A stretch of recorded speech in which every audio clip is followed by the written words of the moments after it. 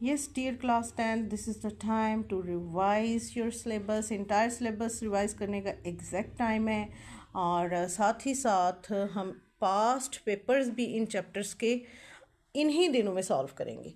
ये मैंने revision schedule बना दिया है। रिवीजन शेड्यूल में पहले मैं आपको डेट्स बता देती हूँ, 3, 4, 5 जनवरी, फिर 6, 7 जनवरी को ये काम करने हैं, 8, 9 और 10 जनवरी तक हम ये सारे रिवीजन करेंगे। अब कोर और नॉन कोर दो सब्जेक्ट्स होते हैं। कोर सब्जेक्ट्स आपको पता है साइंसेस हैं और नॉन कोर में ह्यूमैनिटीज़ आर्ट्स ग्रुप वगैरह आ जाते हैं।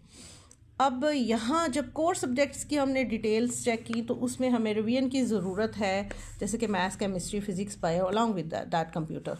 अब हम मैथ्स की जब रिवीजन करेंगे तो 1 से लेके 4 चैप्टर तक साथ हम 2 दिनों में 5, 8 की करेंगे। ये चैप्टर्स हम साथ में रिवाइज़ करते जाएंगे और यहाँ हम थ्योरम करेंगे 1 और 2, यहाँ 3, 4, 5 दूसरे दिन, और फिर तीसरे दिन हम 9 से लेके 13 चैप्टर को रिवाइज़ करेंगे और साथ ही हम इन्हीं थ्योरम की 1 से 5 तक रिवीजन भी साथ ही कर लेंगे।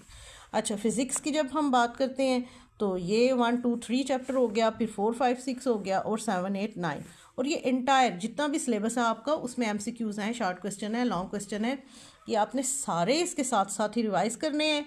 ये सामने आपके पास पेपर पड़े होंगे, इन्हीं चैप्टर्स को आप साथ साथ सॉल्व करते जाएं।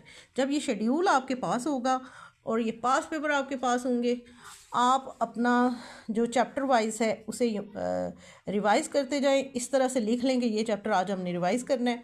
जब वो रिवाइज़ हो जाएगा, सॉल्व करने के लिए आप अपने टेस्ट जो हैं वो खुद बना के भी कर सकते हैं, टीचर के हेल्प से भी कर सकते हैं, ट्यूटर की हेल्प से भी कर सकते हैं, लेकिन साथ ही साथ आपने पास्ट पेपर जो आपका खुद करने वाला काम है वो है पास्ट पेपर्स का।